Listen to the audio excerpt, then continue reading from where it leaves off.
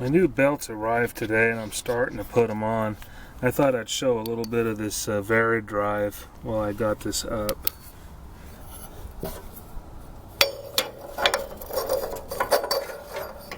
It really is not a CVC system because the CVC runs off of velocity and this runs off of tension.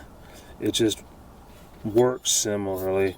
There's a belt in this groove and a belt in this groove, but velocity doesn't change the belts. It's tension. So essentially one belt, what it boils down to is one belt will come from here, go to the drive. I'm leaving the idler pole, he's out of the loop for the sake of simplicity here. So it'll go from the drive to here, and then from here to the transaxle. And so as you apply tension via shifting the gears, and that's where this idler pulley comes in, so the more tension the drive belt has, the more it'll push the belt in and allow the other belt to ride out.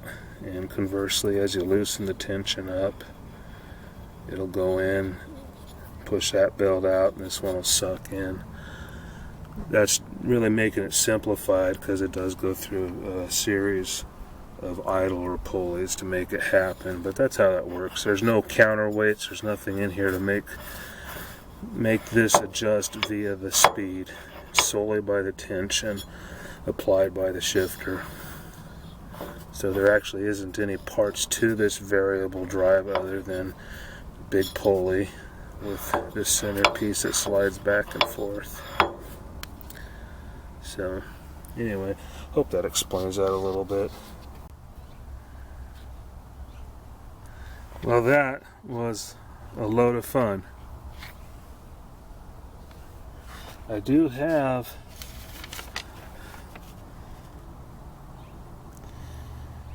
a printout from the John Deere service manual.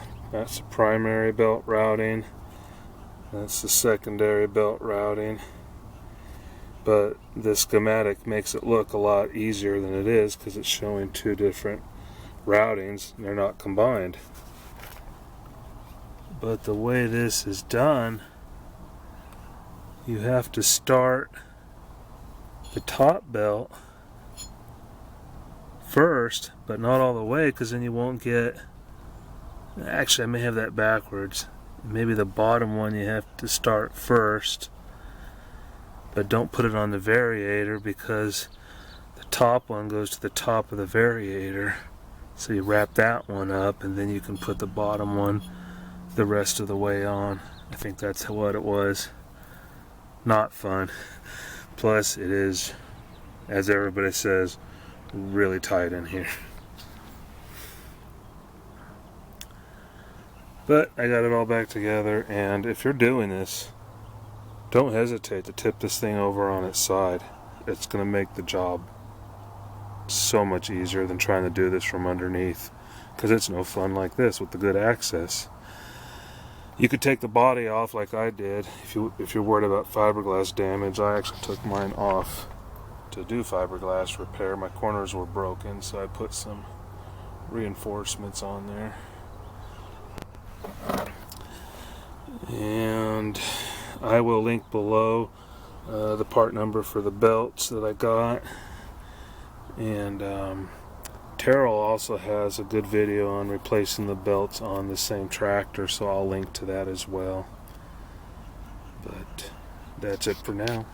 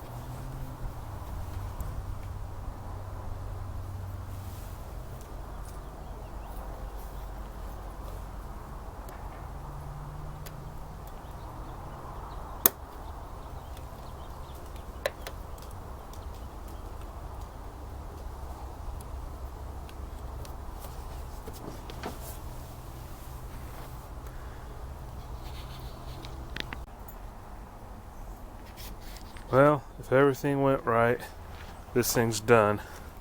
So I got the new belts installed, I got the brakes serviced, I put some fiberglass patches on a couple busted out corners on the body, and R&R'd the starter. So it should be ready to go. Give it a try.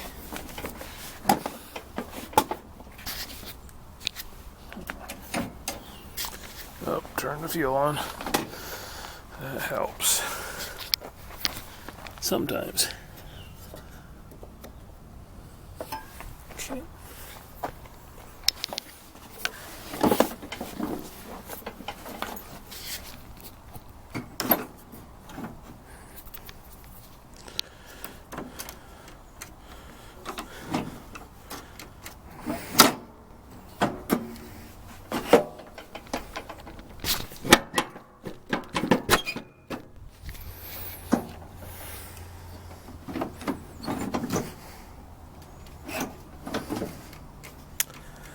Nada.